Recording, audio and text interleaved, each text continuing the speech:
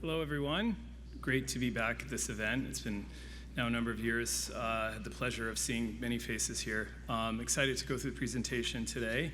I think, let me see, this might start off with here we go. Perfect.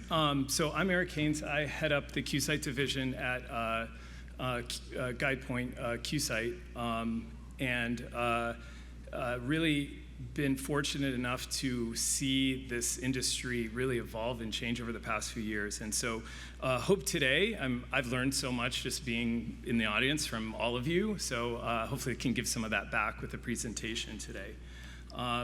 So quick word about Guidepoint. We're a global research organization. We have an expert network business. Many of you may be in that expert network database. Our division, Qsight, focuses specifically on select markets within healthcare, providing data-driven research and insights, of course, aesthetic industry being one of those key markets. I'm going to spend today to quickly go through some, hopefully some new bits of information. We've in the past presented on trends from 2025, but I want to give you a preview into what's going on so far this year. Quick word on sources before I go into this. So one of the great pleasures of doing this kind of work is being able to work with a team that can wrangle data and really make magic happen from a lot of complex unstructured data. So we work with billions in real transaction data. We gather data from 40,000+ aesthetic practices, and we work with physicians. So all that comes together with the team to go into what we'll review today. Wanted to start off here with some high-level view into what we're seeing so far in a category level. This is Q1 26 versus a prior year. Neurotoxins continues to grow. The one comment I'll make is this is primarily those second-generation neurotoxins that are driving that growth. Next, surgery. We've seen a surge in post-pandemic surgical procedures, then kind of a lull, and then now a resurgence of that coming back up. So that was up 3% in this quarter versus the prior year. Next, energy-based device. Now, this is a very diversified category, but skin tightening was actually one of the segments that really did particularly well here, and non-EBD, skin rejuvenation.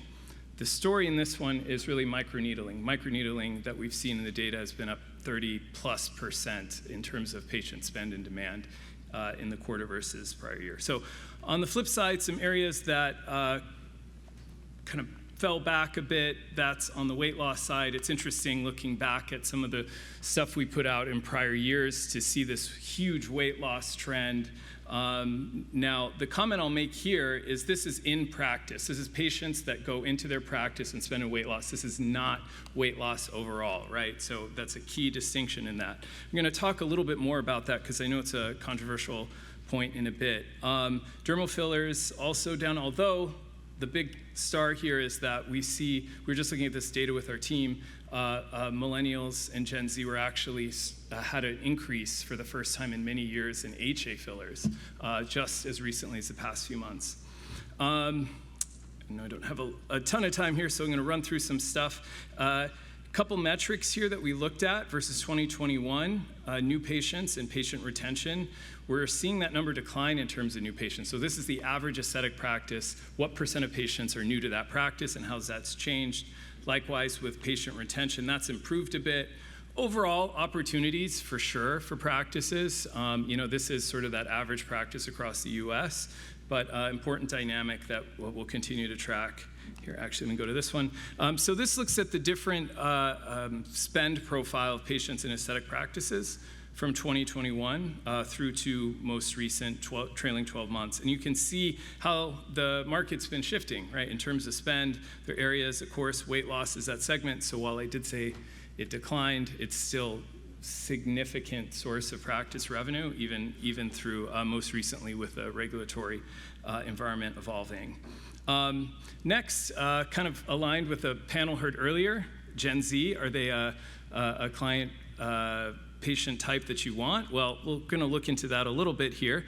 As far as what we've seen in the past 12 months, Gen Z has now become 10% of patients that go into aesthetic practices in our panel, which consists of thousands of aesthetic practices we look at. Next, what do they spend most on? They spend most on surgery. Some of this might be intuitive to you, but we wanted to better understand that. A third of Gen Z spending in aesthetics practices is surgical, making up primarily rhinoplasties, breast implants as the main drivers for Gen Z.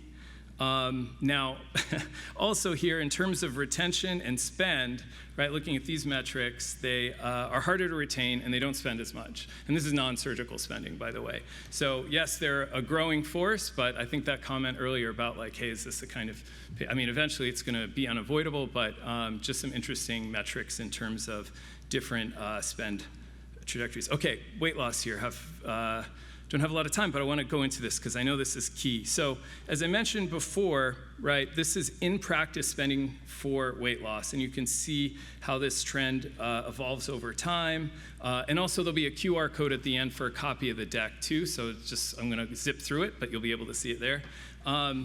So this is a key point I want to try and make here. 60% of those patients that began GLP-1s in an aesthetic practice were new to that practice. So they had come into that practice. Of those 4 out of 10, or 40% that were there, what happened to their spend? What we saw was that kind of overall for the practice increased. They spent more. But we were seeing how that kind of cut into other categories. So good for the practice, maybe not quite as good for the manufacturers, eating into the share of wallet for those patients. Looking at the remainder, this is the key point. I think if you take anything from it, it's that only 20% of those new patients that were brought into the practice for GLP-1s came back. Now that is a very small number, and I know this has been a really controversial point. I was at MCAS, everybody's arguing this. It's a top point. This is what's cool about our data. We're actually able to see that here. So the last thing I'll say here as I'm running out of time, kind of go through some trends in regenerative aesthetics. This is where we've seen a big pickup in terms of penetration within the particular practices. Of course, exosomes, polynucleotides, kind of focusing on those areas. This is percentage of practices that offer these treatments. To close out here, some things we'll be looking at. It really actually aligns well with a lot of the points that were made today. Wellness, aesthetics, important. The beauty standards, how that evolves. I mean, we're seeing that kind of play out in real time with the filler market. And what is GLP-1s? What is that role going to be for aesthetic practices going forward as prescribing, supporting? That's something that we'll be looking at specifically in the data. And then lastly, another topic, of course, combination treatments, which we're seeing much more of now, for areas like microneedling, et cetera. So it's going to be an interesting next year for us to look at. So thank you so much for going through this here. Where's the QR code? Yeah, please download the presentation. Team's here. We have a booth. Come say hi. I'd love to hear from you. And thank you so much.